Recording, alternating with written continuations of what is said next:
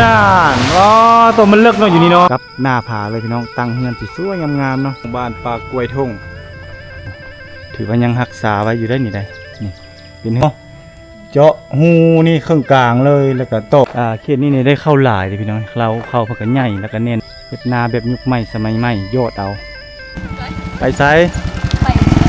ปลูกบัวก็จะปลูกอยู่ใส่สงสัยปลูกอยู่หน้าพี่น้องนี่แหละเรื่อยใส่มือเรื่อยพี่น้องแต่สมัยแต่บ่มีรถไถคือถุงมือเลยนะยุคถุงมือนี่บ่มีเขาเจ้าก็จะใส่นี่แหละอันนี้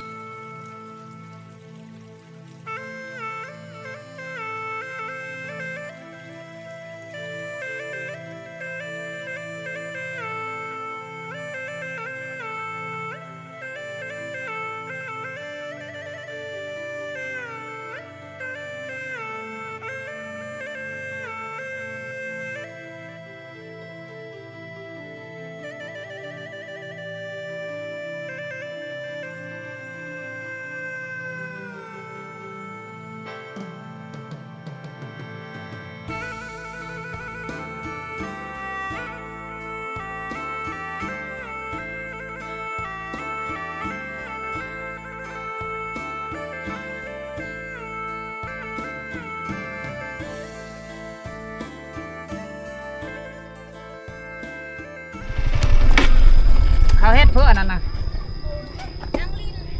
โอ้บอลลินน้ำบ่ไปทำบ่ไปใส่สูงไปทำนางลินเก่งนางลินเย็นในซื่อบ่ทำเพลอรถไปเบิ่นทำมาขาดงามเดี๋ยว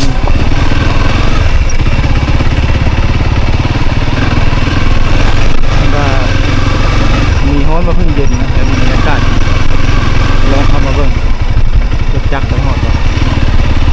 จักรไปก็หอด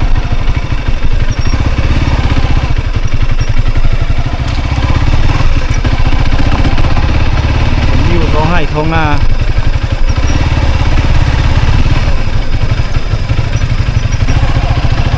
แล้วนี่เป็นป่าเข้าเมื่อไหร่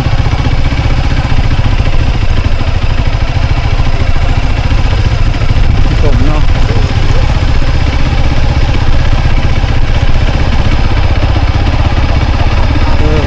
ผมก็อาบน้ำก็เย็นคักเนาะ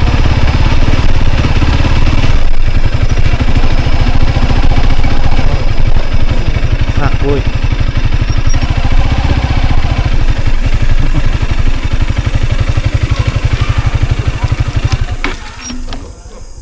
พี่น้องในระหว่างเส้นทางการเดินทางออกจากเมืองไซบัวทองเขาก็มาแวะเห็นถ้ำผาดอกทองพี่น้องเนาะนี่ตรงนี้ทางนี้จะเป็นท้องให้ท้องนาพี่น้องบรรยากาศดีแนมไปฝากพุ่นก็จะเห็นธรรมชาติแล้วก็มีผาหินปูนพี่น้องผาหินปูนที่กำลังสวยงามในฤดูฝนหรือว่าหน้าฝนเสียดายแต่ว่าเขาเจ้ายังไม่ได้ปลูกข้าวเนาะหรือว่าเฮ็ดไร่เฮ็ดนาพี่น้องเลยนี่เขาเจ้าก็กำลังหว่านกาตกกาอยู่อันนี้เป็นถ้ำผาดอกทองพี่น้องเลยเป็นบ่อนพักผ่อนย่อนใจเนาะชาวบ้านจะพากันมาลิ้นอยู่นี่โดยเฉพาะแม่นวัยรุ่นเวลาอาบน้ำมีกิจกรรมอย่างต่างๆเขาจะพากันมาเลาะลิ้นเนาะเป็นถ้ำเข้ามานี่ปุ๊บบรรยากาศเย็นพี่น้องเนาะเริ่มเย็นสบายเลยทีนี้น้องน้อยกำลังพากันอาบน้ำพี่น้องอาบน้ำขักอลีเนาะนี่พี่น้องทางนี้กำลังพากันอาบน้ำพี่น้องโดดก็ได้เลยถ้ำอันนี้คือซีเมนต์ยาวๆเข้าไปทางด้านในเนาะอุ้ยสบายดีเปล่ามาลินน้ำบ่มาลินซื่อๆบ่มันร้อนเนาะนี่นอกมันร้อนอากาศร้อนก็เลยพากันมาลินถ้ำมีอย่างก็เนี่ยเจ้าเอิญเนี่ยถ้ำเพลินเนี่ยฮะถ้ำทองไซส์แต่ทองน่ะผูกอันนี้เคยมาทำผาดอกทองเนาะโอ้ผูกอันนี้บ่มันเป็นดอกจังซี่บ่เป็นดอกจังซี่บ่ทำผาดอกทองบ่โอ้พี่น้องเราจะพากันมาอาบน้ำสิโดนน้ำบ่เอาลงมาดูโอ้พี่น้องน่าตัวมันเลิกเนาะอยู่นี่เนาะโดดได้เนาะ พูนทางขึ้นพูนเป็นปากถ้ำพี่น้องเลยเอาเลยโดนเลยพูนอ่ะโอ้คักเอ้ยนี่เย็นขนาดน้องบายเนาะเย็นปะ เห็นแล้ว เย็นคักพี่น้องเข้าไปทางในผู้เป็นอันนั้นเลยบ่ผู้สาวเข้าไปทางในเป็นห้วยเข้าไปเลยบ่เป็นแม่น้ำเข้าไปเลยบ่ทางในโอ้น้องผมน้องน้อยเขาเจ้าหนีฮ้อนมาเพิ่งเย็นนั่นนี่ได้อากาศฮ้อนเนาะจะเป็นถ้ำเข้าไปทางด้านในไปเลยพี่น้องมีสายน้ำเข้าไปทางด้านในเวลาอากาศมันร้อนคือฤดูกาลนี้เนาะเขาจะพากันมาลิ้นมีมาอาบน้ำเนาะมาอาบน้ำเพื่อมาทำผาดอกทองตัวนี้เนาะนี่แนมไปนี่ก็จะเป็นปากถ้ำเนาะตัวนี้จะเป็นปากถ้ำเนาะชาวบ้านหรือว่าวัยรุ่นจะพากันมานั่งลิ้นเนาะแคมปิ้งอยู่นี่เอ้า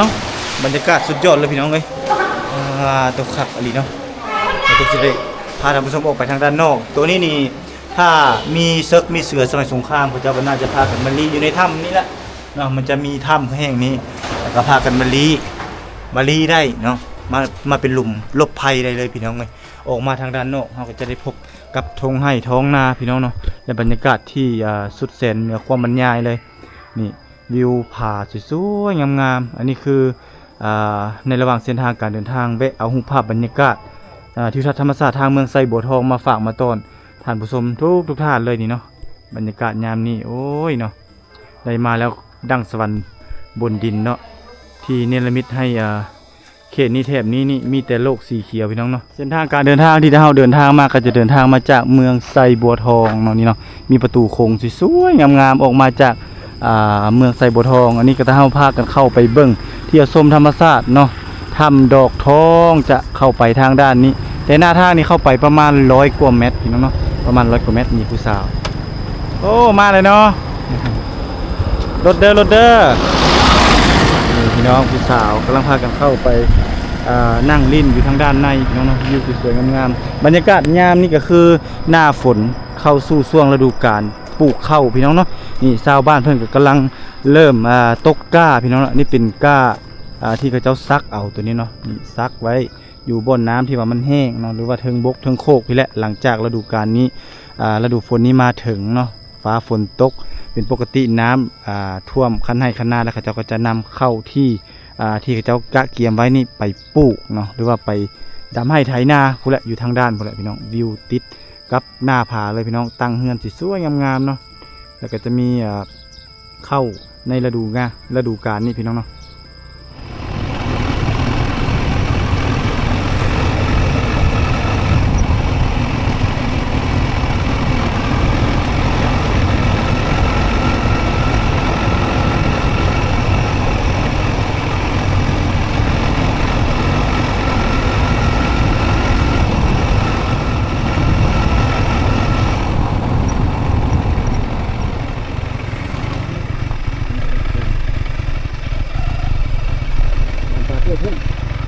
มาหมดแล้วพี่น้องบ้านปากกล้วยทง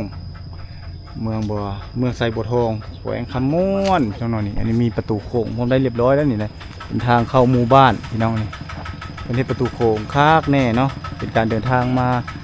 ครั้งแรกที่มาท่ายแต่ว่าเดินทางผ่านมานี่ก็ถือว่าหลายเติบแล้วพี่น้องเนาะอันนี้เป็นทางยางเป็นทางลาดยางเลยได้มาสุดก่อนนี่เป็นทางแดงอยู่มาตัวนี้ได้ทางยางแล้วเนาะบ้านปากกล้วยทงนี่จะอยู่ทั้งสองฝากทางแล้วก็เรียงรายตามสายทางนี่แหละพี่น้องเนาะเขาจะออกมาปลูกเฮือนปลูกซานตามดินดอนของเขาเจ้าเองเนาะทั้งสองฝากทางนี้เนาะปลูกเฮือนหลังนั้นก็เป็นเฮือนหลังไม้แบบบูฮานดั้งเดิมหมู่บ้านแห่งนี้เป็นชนเผ่าภูไทยเนาะเมืองไซบัวทองพี่น้องเนาะบ้านเพิ่นก็นับมือพัฒนาแล้วก็เจริญหลายเพราะว่ามีทางอย่างแล้วพี่น้องเนาะเอาเดินทางมาฮอนี่บรรทุกกระสิพาทางผู้ชมเลาะเที่ยวชมเบิ่งบรรยากาศของหมู่บ้านพี่น้องเนาะนี่ทางด้านหน้านี่ก็คือเป็นบ้านปากกล้วยทงที่เป็นบ้านเก่าแก่ของเขาเจ้าเลยก็ว่าแม่นพี่น้องเนาะสังเกตจากนี่แหละเฮือนสมัยบูฮานนี่ยังมีให้เห็นอยู่พี่น้องนี่อันนี้คือเฮือนแบบบูฮานดังเดิมเนาะพี่น้องนี่โอ้ถือว่ายังรักษาไว้อยู่ได้นี่ได้นี่เป็นเฮือนมุงไม้พี่น้องไม้นี่ก็จะเป็นไม้เปื่อยมุงไม้เปื่อยหรือว่าไม้แดงพี่น้องประมาณนี้นี่เป็นเฮือนแต่รุ่นพ่อรุ่นแม่พอได้นี่เนาะ สบายดีโอ้เอ็ดเพลอนี่ปอเฮือนกำลังเฮ็ดเฮือนใหม่เนาะนี่เนาะโอ้นี่พี่น้องเพิ่นแล้วกำลังเฮ็ดเฮือนใหม่เฮือนหลังเก่าต่อหน้าไปนี่สิบ่มีให้เห็นได้นี่เนาะแม่นบ่แม่แม่นแน่เนาะเฮือนแต่เก่าอีหลีพี่น้องนี่เขาจะเจาะรีมเอานี่เนาะเจาะหูนี่ครึ่งกลางเลยแล้วก็ตอกรีมใส่เอาพี่น้องเอ้ยนี่แต่สมัยแต่ก่อนนี่จะบ่ได้มีเด้อันบ่ลองใส่เลยเนาะบ่มีบ่ลองเลยเนาะนี่เนาะแต่เฮือนรุ่นพ่อรุ่นแม่ผมบ่นี่แต่ปู่แต่ย่าพุ่นเลยเนาะแต่พ่อเลยเสานี่เสาไม้อีสังอันนี้โอ้เสาไม้แดงพี่น้องเนาะเสาแต่รุ่นพ่อหลายเส้นคนเลยเนาะเขาสิว่าแล้วเนาะเงินนี่เนาะแต่รุ่นพ่อเลยรุ่นอีโพเลยเนาะโอ้ยังรักษาไว้อยู่พี่น้องเอ้ยบัดนี่ทุกมื้อนี่จะเป็นเฮือนแบบนี้เนาะ มีน็อตหันได้เพิ่นอยู่ว่า บ่มีใดรุ่นนี้ใด ลีนล็อก จักเสานี่ทั้งหมดนี่มีหูเลยเนาะ4 8 12 4 16เสา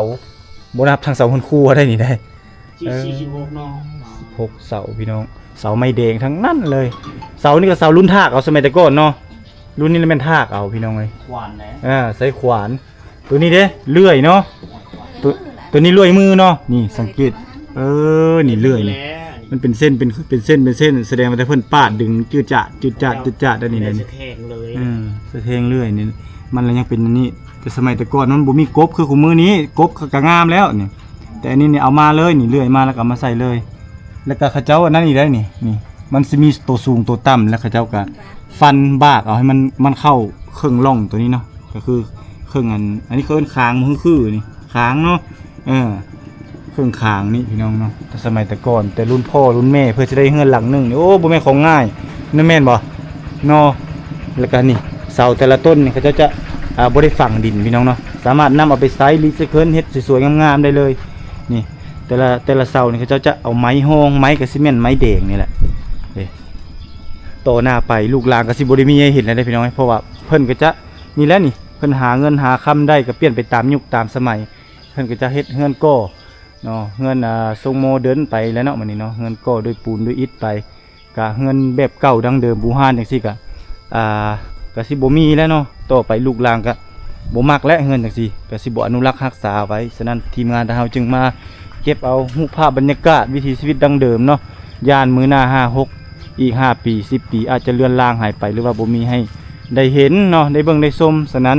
ทีมงานทางเฮาจึงได้เดินทางมาเพื่อเก็บเอารูปภาพบรรยากาศวิถีชีวิตของชาวบ้านในยามแล้งๆเนาะของชาวบ้านปะกล้วยทงนี้มาฝากมาต้อนนี่อันนี้คือหมู่บ้านในชนบทพี่น้องเนาะนี่ความพัฒนาเข้ามาถึงรถไฟฟ้าก็มีนี่ตัวนี้นี่เขาเจ้าเซตเฮือนไม้นี่เขาเจ้าก็เลื่อยไม้มาเนาะเลื่อยไม้มาแล้วก็ตัวนี้นี่ในสมัยแต่ก่อนเพื่อจะได้เฮือนหลังหนึงคือจังซี่นี่เขาเจ้าจะใช้มือเนาะใช้มือคนนี่แหละดึงเลื่อยเอาเนาะเจ้าอยู่ฝากพุ้นเขาอยู่ฝากพี่แล้วก็ดึงเอาเนาะถ้าผู้บ่มี2 คนดึงเลื่อยคนเดียวก็จะมัดใส่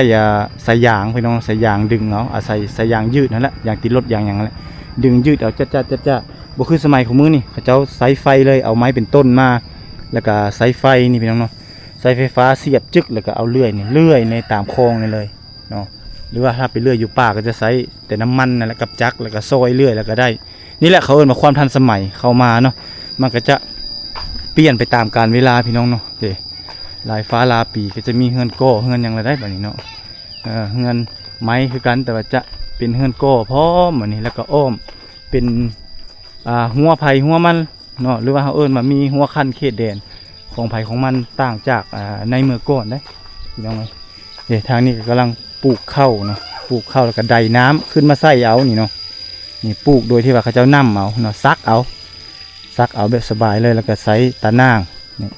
คือว่าพัฒนาหลายเติบพี่น้องเนาะนี่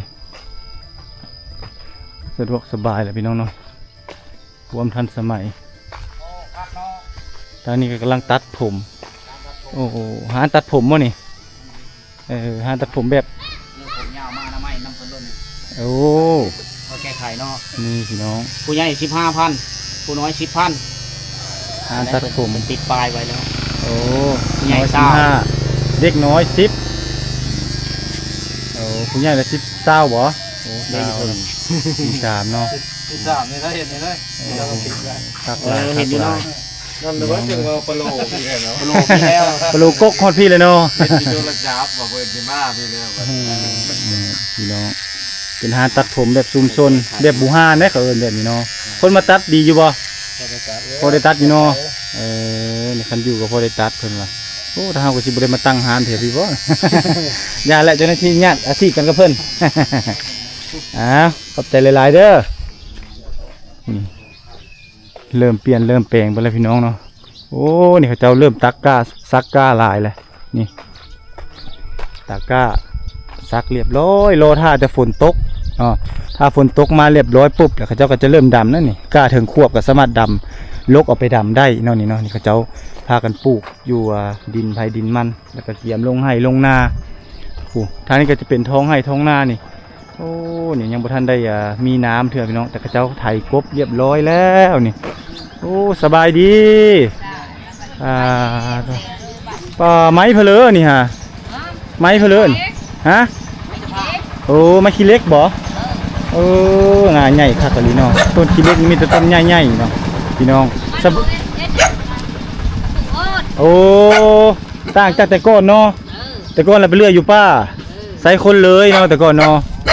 ใส่คนดึงเอาจัดเนาะเดี๋ยวนี้สะดวกสบายพี่น้องเพิ่นเอามาอยู่เฮือนเลยเอามาล็อกดึงมาเลยคักเนาะยังบ่ทันดำหน้าเนาะยังกำลังซักให้บ่ใกล้เลยเนาะไกลแล้วตาจะยาวอยู่มันคนบ่โต คนนำบ่ตกเนาะปกติในซ้ำนี้ได้ดำเลยแม่นบ่เดือน7เอามือเลยได้ดำแล้วเนาะเก่า เดือน7นี่ดำล่ะแต่นี่พะยังอยู่เนาะยังแรงอยู่ปีนี้ฟ้าฝนมันเป็นผ่านน้ำฝนเด้ธรรมชาติเขาสิว่าแล้วก็ได้ฟ้าฝนยังบ่ทันตกหน้ายากฝนยาตกก็ถึงควบฝนพญาตกเนาะบ้านนี้ยาวๆเข้าไปทางในเลยบ่โอ้หลายได้หลังหืนเถอะนะโอ้หลายบ่มีหันจงเปลงคนหลายหันคนก็หลายเนาะเป็นบ้านใหญ่บ้านปะกล้วยทุ่งนี่คือเนาะโอ้นี่พี่น้องมีปะกล้วยทุ่งแล้วก็ปะกล้วยนี่ปะกล้วยดงเฮาไปไหนโอ้มีกล้วยดงนี่บ่กล้วยดงกล้วยทุ่งไม่ติดไปได้เลยตัวละโอ้โหโดส่งหลักหนึ่งปะกล้วยดงปะกล้วยดงอันนี้ทุ่งเนาะทุ่งเขาสิแม่ทุ่งให้ทุ่งนาเนี่ยเนาะเลยกล้วยปะกล้วยทุ่งเนาะอันนั้นแหละปะกล้วยสงสัยอยู่ดงอยู่ป่าตัวนั้นเขาหาเราชาวไม่เอาบ้านไม่ดิจ้ะบ่ย้ายไปโอ้ย้ายไปอยู่คนที่ยับไปอีกชื่อมันปะกล้วยดงเลยยามนี้ก็มีแต่เฮ็ดนาแหละเนาะเตรียมแล้วลงฤดูกาลเฮ็ดไร่เฮ็ดนาโอ้เนาะได้มะม่วงกินแล้วมะม่วงก็เป็นไปได้ปีนี้นะมะม่วงบ่ดกเฮือนไม้เฮือนโก้เฮือนอันนั้นมาแทนแล้วเนาะบัดนี้เนาะเฮือนไม้บ่มีแล้วเฮือนโก้มาแทนบัดนี้เปลี่ยนไปตามมันฤดูได้พี่น้องเอ้ยตามยุคตามสมัยหาเงินได้ทุกมื้อนี่เขาเจ้าอยากได้เฮือนโก้แล้วเดี๋ยวนี้บ่ว่าอยู่ไสเนาะขอบเจอหลายๆเด้อไปก่อนหลังจากสัมผัสยายเพิ่นแล้วก็พากันย่างเลาะออกมาจากบ้านยายพี่น้องเนาะโอ้เราเข้านี่เรียนกันใส่หลายเลยเนาะแสดงว่าเขตนี้เนี่ยได้เข้าหลายเลยพี่น้องเราเข้าพักกันใหญ่แล้วก็เน้นนาถาวรนี่โอ้2-3 หลังเลยได้เราเข้าพอนี่โอ้งัวโอ้อันนี้ก็เป็นเฮือนปูฮานดังเดิมพี่น้องเนาะเฮือนเก่าเฮือนแก่แต่จะยาวๆเนาะเฮาบ่ฮู้จักสร้างสิว่าเลยเพราะว่า200ปลายกว่าหลังคาเฮือนหมู่บ้านนี้เนาะไปนี่ก็จะเป็นวัดนี่หลังบักใหญ่เลยพี่น้องเราจะพาท่านผู้ชมเลาะถ่ายเบิ่งบรรยากาศมันอาจจะย้อนแสงหน่อยนึงเด้อพี่น้องเด้อเราก็สิถ่ายพาเลาะออกไปทางพุ่นแล้วก็สิเลาะไปพุ่นเลยนี่บ้านตามทางนี่เลยโอ้พากันพักเช้าเย็นแล้วน่ะเนาะโอ้พี่น้องพากันไปลี้อยู่ห่มโอ้ พากันไปลี้อยู่ห่มอยู่ทางในพ่อพี่น้องเลยผู้เฒ่าผู้แก่เพิ่นนี่อันนี้คือเส้นทางที่เราเดินทางย่างเลาะหมู่บ้านพี่น้องเนาะเที่ยวชมบรรยากาศหมู่บ้านปะกล้วยทุ่งในบรรยากาศยามแรงเนาะบ้านเพิ่นก็ถือว่าเส้นทางก็มีหลายซอยพี่น้องเนาะมีหลายซอยแต่เป็นซอยดินแดงแบบเก่าแก่บูฮานมันหลายซอกหลายมุมพี่น้องย่างส้นพุ้นออกส้นผีเนาะโอ้ไปทางนี้อีกก็ได้บ้านเพิ่นนี่สมว่าเป็นบ้านที่ว่ากว้างอีหลีเลยเนาะเข้ามาทางด้านพี่คือจะเป็นโค้งออกไปพุ่นก็ได้บรรยากาศอาจจะตอบแสงนิดนึงหลังจากที่เข้าไปสัมภาษณ์ชาวบ้านเพิ่นเนาะ เพิ่นก็มาแต่เวียกแต่งานเนาะบรรยากาศยามค่อยค่ำลงแรงพี่น้องเอ้ยเศรษฐกิจยามนี่ก็มีแต่เฮ็ดไร่เฮ็ดนานี่แหละหมู่บ้านของเขาเจ้านี่ก็จะยาวๆเข้าไปทางด้านในพุ่นเพิ่นว่าเนาะหมู่บ้านนี่ก็ถือว่าแต่ละหลังคาเรือนมีหัวเนาะเป็นระเบียบเรียบร้อยจัดสรรเป็นอย่างดีแล้วก็มีไฟฟ้าสมไซเข้าไปฮอดทางด้านในเนาะสัญญาณมีครบเนาะหมู่บ้านนี่เปรียบเหมือนสวรรค์บนดินเลยเนาะออกไปใกล้ๆเข้มๆนี่ก็จะมีท้องไร่ท้องนาพี่น้องเอ้ยเนาะมีห้องน้ำหรือว่าเขาเอิ้นว่าชีวิตการเป็นอยู่ก็ถือว่าดีขึ้นอยู่เด้เนาะไปทางพุ่นจะเป็นผาตัวนั้นเป็นผานางนอนกระบอนทำบันปากกล้วยจะอยู่ทางด้านในเฮาสามารถเดินทางไปทางนี้ก็ได้พี่น้องเอ้ยไปทางพุ่นก็ได้ไปได้หลายทางเนาะไปได้2-3ทางถ้ากันเอ็ดเพลอเอาลูกน้อยบ่โอ้เอาลูกเอาหลานสบายดีบ่ได้ไปเฮ็ดเวียกบ่บ่ได้โอ้ซักเรียบร้อยเลยเนาะยังทาแต่ดำเนาะได้ลูกได้เต้าแล้วบัดนี้เอาลูกเอาเต้าแล้วเนาะพี่น้องเอ้ยได้เฮือนก่อแล้วเฮือนอันเฮือนแบบบูฮานเริ่มบ่อยากมีแล้วเนาะแถวนี้เนาะโอ้อยู่ทางในอยู่บ่โอ้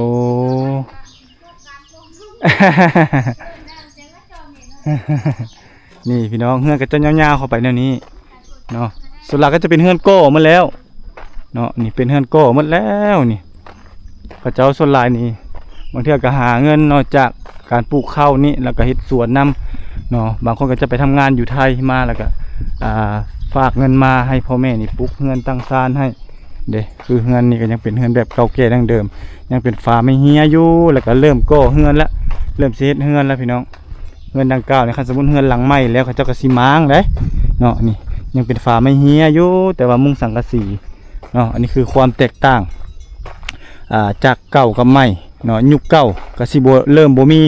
ยุคใหม่เข้ามาทดแทนพี่น้องเฮือนเขาเจ้านี่ก็จะกระแจกกระจายเนาะพี่น้องเนาะบางคนก็จะย้ายออกไปอยู่ทางด้านนอกบางคนก็ยังอยู่แถวนี้อยู่เนาะอิงตามเศรษฐกิจพี่น้องเนาะบางคนเขาเจ้าบางเทื่อมันน้ำท่วมมันอย่างต่างๆอยู่ในเขตนี้เขาเจ้าก็จะย้ายออกไปเด้ถ้าสมมุติเฮามายามหน้าที่ว่าเขาเจ้าปลูกข้าวแล้วเดือน7ตัวเดือน8นี่แถวนี้จะเป็นป่าข้าวสวยๆงามๆหมดเฮามาก็จะได้กินหอมหวยหวนจากข้าวที่ว่าป่งหรือว่าข้าวกำลังถอกห่วงเนาะหรือว่ากำลังตั้งท้องเนาะบรรยากาศนี่จะสวยงามกว่านี้หลายนี่บ้านเมืองพัฒนาขึ้นเฮาก็จะนี่เห็นมีโรงสีนี่โอ้สบายเลยซื้อมาตั้งมาสีก็ถือว่าได้สีเพราะว่าแถวนี้นี่หน้าเขาเจ้าหลายเนาะเขาเจ้าขี้ค้านสีเขาเจ้าเอาไปสีเนาะค้านต่ำค้านอย่างอิงตามยุคตามสมัยเด็มันมีหลายทางในทางนี้จะเป็นทางเข้าไปวัดเนาะวัดบ้านปากกล้วยทุ่งแต่ว่าถ้าเฮาจะย่างเข้ามาทางด้านพี่นี่มีเงินหลังใหญ่อยู่เลยพี่น้องเอ้ยหลังใหญ่หลังงามอยู่เนาะทางด้านใน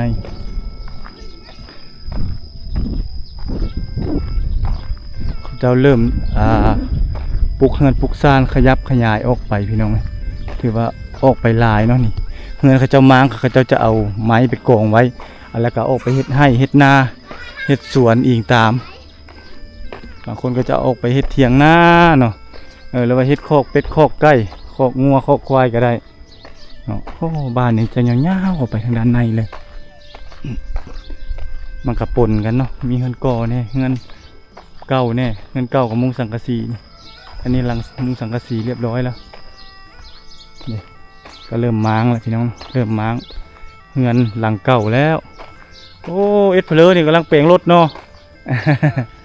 โอ้หานซ่อมเปลงซุ่มซนน่ะนี่หานซ่อมเปลงในหมู่บ้านกำลังเปลงรถที่ไฟฟ้าพี่น้องไง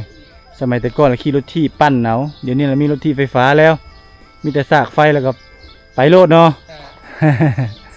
บ้านนี้ยังยาวเข้าไปทางในอีกบ่โอ้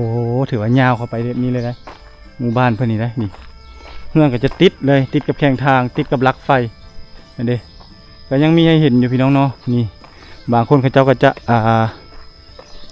ว่านเอาเนาะเขานี่หมายความว่าเขาเจ้าจะไถกบแล้วก็ว่านเอาเด้โอ้เขาเจ้าเฮ็ดหัวเอาเนาะเพื่อป้องกันบ่ให้งัวเข้าเนื่องจากว่าภายบ่อยากนี่เขาเจ้าโยดตัวนี้เนาะใช้รถไถโยดพี่น้องแต่ว่าฟ้าฝนนี่แหละมันบ่ตกเลยเฮ็ดนาแบบยุคใหม่สมัยใหม่โยดเอาแต่สมัยพ่อแต่สมัยแม่นี่จะ ถ้าให้น้ำมาเรียบร้อยแล้วเขาเจ้าจึงจะผ้ากันดำเนาะแต่อันนี้แต่เพิ่นแบบสมัยใหม่เฮ็ดแล้วก็แล้ว จักได้น้อยหลายคันมันลูกหญ้าก็สิได้หลายแน่นิดนึงเนาะก็จะเปลี่ยนแปลงไปตามยุคตามแต่ละสมัยเนาะเพราะว่าลูกหลานเกิดใหม่ใหญ่รุ่นนี่เขาเจ้าก็จะส่วนหลายเขาเจ้าจะมักความสบายนะเนาะใช้เริ่มใช้จักรเด้ใช้กลจักรในการปลูกเนาะแต่ถ้าประเทศไทยนี่แฮงบ่เอาถึงเลยพี่น้องเนี่ยก็สิมีให้เห็นอยู่เฮือนบูฮานเนาะพี่น้องเนาะเฮือนบูฮานเฮือนดังเดิมถือว่ายังหลายอยู่โอ้ทางด้านนี้เนี่ยคือซีเมนต์มันหลายฟ้าลาปีแล้วเนาะคือไม้เนี่ยมันก็ดอกมันกระโดกไปแล้วก็เจ้าก็จะฮื้อเนาะฮื้อแล้วก็ใส่สังกะสีมันก็จะบ่อยากคือเก่าเนาะโอ้ไปเชลเลอร์ไปไซโอ้ไปแล้วคุณผู้สาว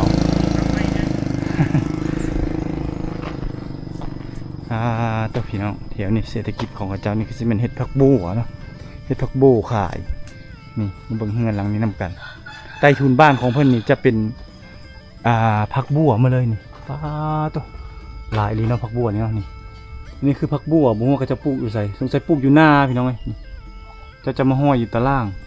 เต็มเลยเนาะตามทุนบ้านตามตารางบ้านนี่เด้โอ้อันนี้คือผักบัวของชาวบ้านคือสิเป็นเอามาไว้มาขายเนาะแนวพันธุ์แล้วนี่ไว้บัดเฮ็ดปลูกข้าวเรียบร้อยนี่เห็นบ่คือเฮือนหลังนี้เริ่มบ่มีแล้วพี่น้องเนาะบ่มีไม้แล้วเขาเจ้ามุงสังกะสีเรียบร้อยแต่ก่อนนี่เป็นเฮือนมุงไม้เด้เนาะบัดนี้มันก็เริ่มหัวเริ่มหยังแล้วเพราะว่ามันหลาย10 ปีแล้วเนาะหลาย10 ปี20 ปีแล้วเขาเจ้าก็เริ่มม้างเนาะบ่ม้างมันก็หัวหลังจากนั้นนี่เขาเจ้าก็เอาลงมานี่พี่น้องนี่หลายชั่วคนเด้ก็จะเป็น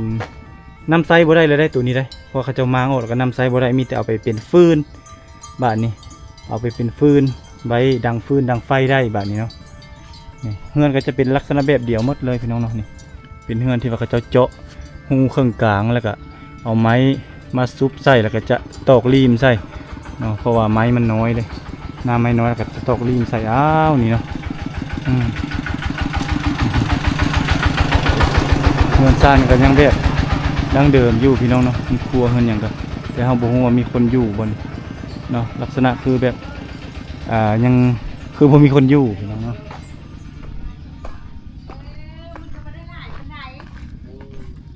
โอ้หลายเนาะนี่เนาะเอ็ดไว้ในนี่เลยเอ็ดไว้เฮ็ดแนวบ่แม่เฒ่าขายบ่นี่นะขายจุกเนาะเลยนี่โลนึง15,000โล15,000กี้บัดนี้นะป้าคือมันเป็นตะซื้อแท้อันนี้โลนึง15,000กี้ผักปลอดสารพิษตัวที่เฮาใบผักบัวเฮาไปกินนั่นล่ะบัดนี้ฮะโอ้นี่เป็นตะซื้ออยู่ได้นี่ได้โล15,000กี้นี่หลายเลยเขาจะปลูกหมดบ้านเลยบ่แม่ปลูกหมดบ้านเลยโอ้แบบต้นน้อยบ่ได้ปลูกนะโอ้เขาจะปลูกอยู่ซิเลออันนี้ปลูกอยู่หน้าบ่เขานี่ตรงหน้าก็มีโอ้เนี่ยยามแรงมาละปุ๊แล้วข้าวแล้วก็ปลูกแล้วโอ้มายามนั้นแต่ละครับเนาะเต็มที่ศูนย์เปิดสิจังใจเซลปลูกนี่ก็จะตรงไหนข้างล่างในพอดามเนาะนี่พี่น้องเอ้ยปลูกแล้วก็มันขึ้นโหขึ้นเกาะขึ้นจักเลยกันไปหาปุ๋ยมาใส่ โอ้ใส่ปุ๋ยมาใส่เงามันใส่ปุ๋ยใส่เงามันเนาะวันยามนั้นเราเต็มอยู่พุ่นแล้วเนาะศูนย์เนาะไปแล้วนี่เอาใบมันไปขายแบบปลูกยามนั้นหรือว่าปลูกแต่ท่าเอาแต่หูเอามันนี่เลยโอ้ปลูกท่าเอาแต่หูนี่ใบมันไปคั้นส้มไฟจะได้ก็เอาไม่ได้คำไม่ได้ขายก็ไปมันยามนั้นนะเนาะยามนั้นมาแล้วไฟจะได้ก็เอาแล้วเนาะไฟจะได้ก็เอาลักๆเลยมันจะได้หูมันนี่เอาไว้ขายนี่แต่อันนี้เนี่ยแม่น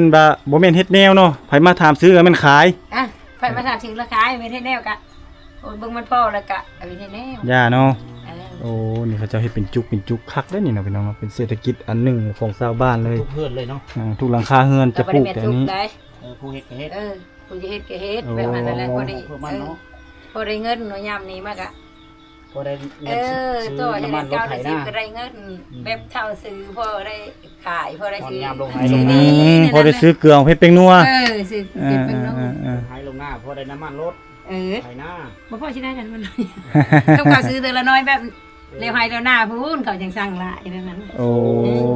แล้วให้แล้วนาคือยามนี้เนาะ เออย ามนี้แล้วแม่นว่าปลูกผักมันก็เปื่อยมันก็หยังเนาะ บ่ได้มันบ่ออกได้ โอ้แล้วก็ถือว่าซื้อหัวมันนี่ไปกินเนาะ โอ้ ซื้อไปกิน ซื้อเอาไปกินได้พี่น้องเอ้ยนี่ได้นี่อันนี้หัวผักบัวแดงบรรทุกเห็นตั้งแต่สายท่านี่สายท่าสายเข้มคลองแล้วเขาเจ้ามักปลูกแล้วขนาดละผักอันนี้ เอาหัวมา เสื้อกระสอบแดง เก่า แม่น จะเก่าจน4ชาวก็ได้ของคอยนี่ได้ โอ้เขาเจ้าซื้อเนี่ยแล้ว คอยขายออก คือช่างซื้อแล้วเคยคอยวิสาพาไป เอาไปขาย สั่งไก่พุกลงพระบางเสียงกว้างใหญ่ อันนี้ได้ ๆเราสร้างเอานี่นะ เออ เขาสั่ง โล15เนาะ โล13 โอ้เนี่ย เขากระพะมาเด้เงิน โอ้ โคเฮงเขาจ้างเอง โล13,000ซื้อลายแล้วลดให้ หมดแล้วว่าโล13แล้วเขาก็เอาเลยเนาะตอนนั้นแต่ตอนนี้ล่ะ ไม่นี่นะ มันอึดบ่ เห็นอยู่นั่นนี่น่ะนังอยู่นี่แล้วเขามาเห็นแล้วเขาซื้อแล้วโล15 โอ้แล้วขึ้นซะน้ำมันหึ้นบ่สิบ่ ถ้าอันนี้ก็ขายคือกันบ่ ลูกอันนั้นลูกไปซื้อนี่ โอ้ ซื้อมาไปขาย ซื้อมาไปขาย ซื้อมาไปขายต่อ ท่านไหมพี่สังอันนี้ท่านไหมยังนี่ คือว่าไม่โลมเนี่ยนะ ไม่โลมเนาะ ไปจักลูกเขาเลยเขามาขาย เศษไม้คือนั่นแหละ ไม่เสร็จละเขาบ่เอาโรงงาน โอ้ทำงานบ่เอาบ้านนี่ไปเนอะเลยนี่ออกมาแนวนี้ ไปจักในว่าเลย แล้วละโค้งไปแนวนี้ แย่บุญแย่ผีอยู่ ฝากพุ่นกับแม่นบ่ เหม็นพาทางกัน ฝากทางฝากนี่ฝากนั้นเข้ามาทางในนี่ทางเจพุ่นเจพี่นี่บ้านปะกล้วยทุ่งเลย โอ้จักหลังคาแม่มดนี่ หลายแล้วฮอด200ฝ่าย ป้าตัวแสดงว่าบ้านน้อยโฮมบ้านใหญ่เลยเนาะนี่เนาะ นี่พี่น้องเป็นบ้านใหญ่เลย เศรษฐกิจของหมู่บ้าน ใหญ่บ้านใหญ่แล้วก็บัดนี้ก็ลูกหลานเนาะเอาลูกเอาผู้เขาก็เฮิด มาอยู่เนาะ หลายคนบัดนี้ โอ้ส่วนหลายนี่แถวนี้เขาเจ้าไปทำงานอยู่ไทยอยู่บ่ ไปอยู่เนาะ ไปคือเด็กนั่นแหละอยู่ทางใด ไปคือเดียวเนาะ พอได้เงินมา เฮ็ดเฮือนเฮ็ดซ่าน ดำเล็กดำน้อยนี่ หา ล่ะ เงินหาคำได้แล้วก็ มา เฮ็ดเฮือนเฮ็ดซ่านเนาะ ไปเงินทุกอย่างนี่ล่ะ แม่นแหละเอาขอบใจได้ไหมเด้ออยู่ดีมีแฮง อยู่ดีแห้ง โดยโอ้คักหลายอ้าวพี่น้องที่ว่าเลาะเที่ยวชมเมืองบรรยากาศทางนี้ก็สิเป็นเฮือนของชาวบ้านติดกับจะมีวัดเด้อพี่น้องมี2โดยไปโอ้มามุมนี้ก็คักพี่น้องเนาะบ้านเพิ่นนี่พามาเลาะทางด้านพี่อีมันกว้างพี่น้องผู้เข้าไปทางด้านในคือสิเป็นโค้งไปพุ่นเส้นทางนี้คือสิเป็นเส้นทางไปบ้านปลากล้วยดงกับบ่ยักพี่น้องเนาะนี่อันนี้คือเฮือนไม้บูฮาน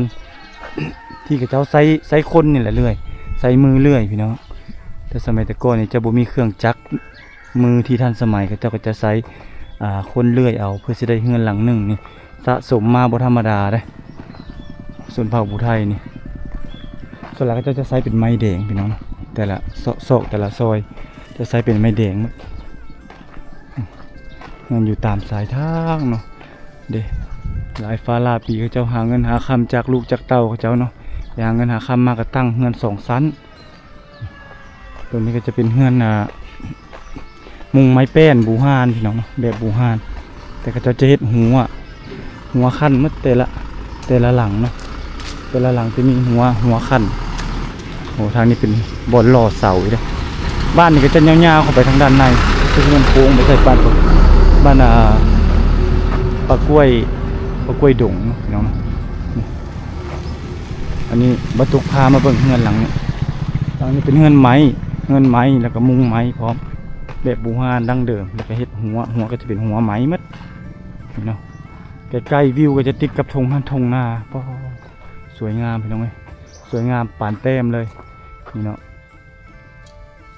รุ่นพ่อรุ่นแม่รุ่นปู่รุ่นย่าเขาเจ้าแต่สมัยก่อนมันบ่มีสังกะสีแล้วก็บ่มี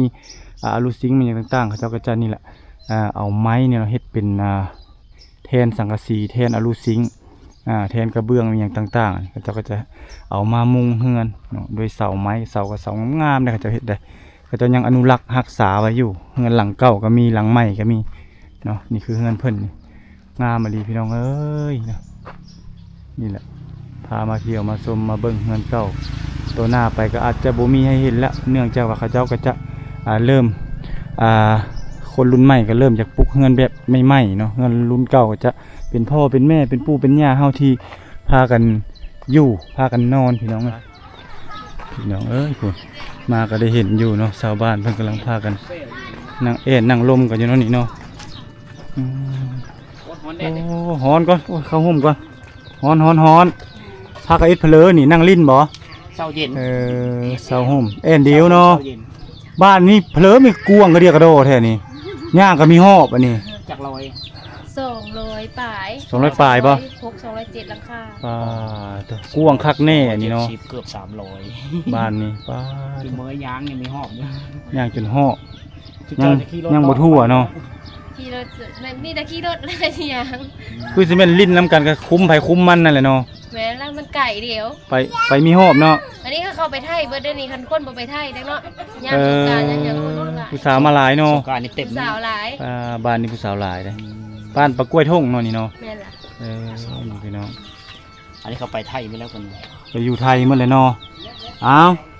ลูกเพอหลานเพอก็เบิ่งเอาเด้อในอีเบะนี่แล้วนั่งมัน เศร้าเมื่อยอยู่ เกมซีดลงให้ลงนาแล้วเนาะตกก้าแล้วบ่แม่ ตกแล้ว แล้วล่ะเนาะ ยาวระด อืม ยาวกากะ กายังบ่ทันยาวบ่ ยัง หากระตกเนาะหากระออกห่วงพี่น้องเอ้ยนี่แล้วก็พากันท่ากล้ายาวจักหน่อยแล้วก็ฝนตกฟ้าห้องแล้วก็มีน้ำเต็มให้เต็มหน้าแล้วก็พากันลงแล้วเนาะบัดนี้เนาะ อันนี้ฝนก็ตกเลยเด็กนี่ เนาะแต่สมัยแต่ก่อนนี่เอาอันงัวแล้วเนาะเอาควายแล้วเนาะไถเนาะ โง่ควายและไข่ สมัยตัวนี้สมัยของมือเนี่ยควายเล็กเนาะ ควายเล็ก มีแต่มันกินน้ำมันของมือนี่เนาะพี่น้องขอบเจอหลายๆได้ไหมเด้อไปก่อนอันนี้คือวัดใหญ่วัดใหญ่โพสีไสยมงคลบ้านปะกล้วยทงพี่น้องโอ้ก็เป็นวัดใหญ่เนาะถือว่าใหญ่สมควรสมกับบ้านนี่แหละเนาะบ้านนี่ก็200ปลายกว่าหลังคา200ปลายกว่าหลังคาวัดถึงก็ใหญ่ๆนี่ปูเปตงคอนกรีตเข้าไปเรียบร้อยอยู่ทางด้านในเนาะอารามเพิ่นก็สิเป็นอารามแบบหูแบบใหม่สังเกตว่าเฮาไปแต่ละวัดนี่ก็จะแตกต่างกันไปพี่น้องเอ้ยโอ้อันนี้เขาเจ้าคูนดินขึ้นแล้วมันก็เลยเฮ็ดให้กำแพงนี่ต่ำคูนดินระดับหน้าทาง แต่ละวัดนี่ส่วนหลายนี่จะเห็นต้นโพพี่น้องต้นโพนี่จะมีเกือบทุกวัดเลยเนี่ยข้างนี้คือสิแม่นห้องการห้องการปกครองบ้านตัวนี้พี่น้องนี่ก็จะปลูกใส่กลางน้ำเลยได้นี่ตัวนี้สิแม่นอีหยังอันนี้คือสิแม่นห้องการคือกันบ่เนาะทางด้านลุ่มนี่ก็จะเป็นน้ำเนาะจะมีน้ำอันนี้ก็สิเป็นห้องการคือกันพี่น้องแล้วก็จะเฮ็ดโมดทรงงามหลายทางด้านนี้เป็นบ่อนพักบ่อนเช้าก็ได้เลี้ยงปูเลี้ยงปลาก็ได้เด้นี่เนาะนี่เป็นหนองเลยทางด้านลุ่มพี่น้องมาทางด้านนี้พอดีเห็นอันนี้มันสะดุดตาก็เลยพาท่านผู้ชมมาเบิ่งเป็นของเก่าของแก่แต่รุ่นพ่อรุ่นแม่รุ่นปู่สังกะสาญาสังกะสีได้พี่น้องเอ้ยแต่ก่อนนี้เขาเจ้าเฮ็ดไร่ไถนาเนี่ยเขาเจ้าบ่มีรถไถคือถุงมือเลยนะยุคถุงมือนี่บ่มีเขาเจ้าก็จะใช้นี่แหละอันนี้คือเอิ้นว่าเอกบ่หรือว่าอีหยังนี่มักซบไถได้พี่น้องเอ้ยอันนี้เด้อมักซบไถตัวใดนี่บ่นี่ก่อนจะได้กินข้าวกินน้ำสมัยแต่ก่อนมันบ่ได้มีหลายฝานคือรถไถที่พี่น้องมันมีฝานเดียวจังซี่แล้วก็จะเอาเกาะอันนี้เกาะใส่เสือกแล้วก็เกาะใส่หัวของควายเนาะหรือว่างัวตัวนี้เนาะคนเฮาก็จะจับอยู่พุ่นนะพี่น้องเป็นเครื่องไม้ลายมือแบบยุคเก่าสมัยเก่าเพื่อเลี้ยงซีดในสมัยแต่ก่อนเขาเจ้าจะใช้ตัวนี้เนาะในการไถนาสมัยยุคพ่อยุคแม่ยุคปู่ยุคย่าเฮาแต่ก่อนก็จะมีตัวนี้แหละที่เขาเจ้ายังรักษาไว้อยู่ส่วนหลายเฮาจะเห็นอยู่ตามร้านอาหารแบบยุคทรงบูฮานเขาเจ้าจะเอาตัวนี้ไปประดับพี่น้องเนาะแต่ในยุคปัจจุบันนี้จะบ่ค่อยมีและถ้าพ่อแม่เฮาบ่รักษาก็เขาเจ้าจะเอาไปทิ่มหรือว่าเอาไปจุดไฟทิ่มเนาะแต่อันนี้เขาเจ้ายังรักษาหรือว่ายังเห็นอยู่ไว้ให้ลูกให้หลานเบิ่งในตัวหน้าว่าสมัยรุ่นพ่อรุ่นแม่รุ่นปู่รุ่นย่าเนี่ยเขาเจ้าเลี้ยงลูกเลี้ยงเต้าเนาะเขาเจ้าเฮ็ดไร่เฮ็ดนาเขาเจ้าเฮ็ดแบบใดเด้คือในยุคปัจจุบันนี่ค่ะหลังคาก็จะบ่แม่นแล้วได้เป็นแบบไม้คือสมัยแต่ก่อนก็จะเป็นแผ่นอลูซิงค์และขึ้นมามุงเนาะก็จะทดแทนไม้ต่อไปหลายๆฟ้าลาปีกับเฮือนดังกล่าวนี่ก็อาจจะบ่มีให้เห็นแล้วเนาะเขาเจ้าก็อาจจะไปเอาม้างแล้วก็เอาไปปลูกอยู่เทศเป็นเทียงให้เทียงนาหรือว่าดินบนดังกล่าวนี่ก็จะปลูกเป็นเฮือนก่อเฮือนงามคือจังซี่เนาะตามยุคตามสมัยส่วนนี้นี่ทรงกระเทิบมาเงินคือจังซี่นี่กำลังหรือว่าเขาเอิ้นว่าทรงโมเดิร์นเนาะพี่น้องทรงโมเดิร์นนี่กำลังพัฒนาหรือว่ากำลังฮิตกันเลยอยู่ในยุคนี้